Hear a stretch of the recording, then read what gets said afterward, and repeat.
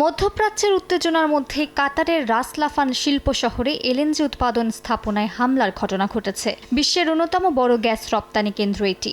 ভারতের আমদানি করা এলএনজির বড় অংশই এখান থেকে যায়। রাস লাফানে ক্ষতির কারণে ভারতের জ্বালানি সরবরাহ ঝুঁকিতে পড়তে পারে বলে মনে করেন জ্বালানি বিশেষজ্ঞরা। India imports ভারত মোট এলএনজি চাহিদার প্রায় 30% কাতার থেকে আমদানি করে এবং সবই আসে রাস লাফান স্থাপনা থেকে। হরমুজ প্রণালী বন্ধ থাকায় আপাতত এই সরবরাহ আসছে না। প্রণালী খুললেই কেবল আবার গ্যাস সরবরাহ শুরু হতে পারে।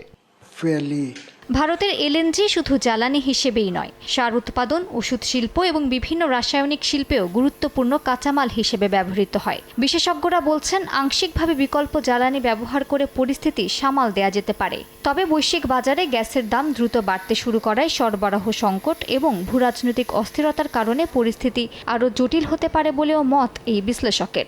luckily in case of বর্তমান ভূরাজনৈতিক পরিস্থিতিতে গ্যাসের দাম আকাশ ছোঁয়া হয়ে যাচ্ছে। সরবরাহ সংকট এবং উচ্চ মূল্যের কারণে আপাতত ভারতের এলএনজি চাহিদা কমাতে হতে পারে। LNG very often বিশ্লেষকরা বলছেন, মধ্যপ্রাচ্যের সংঘাতে দীর্ঘায়িত হলে ভারতের জ্বালানি নিরাপত্তা ও শিল্প উৎপাদনে বড় চাপ তৈরি হতে পারে। তাই বিকল্প জ্বালানি উৎস ও সরবরাহের পথ খুঁজতে এখন থেকে প্রস্তুতি নিতে হবে নয়াদিল্লিকে। মালিহা সুহরওয়ার্দী, সময় সংবাদ।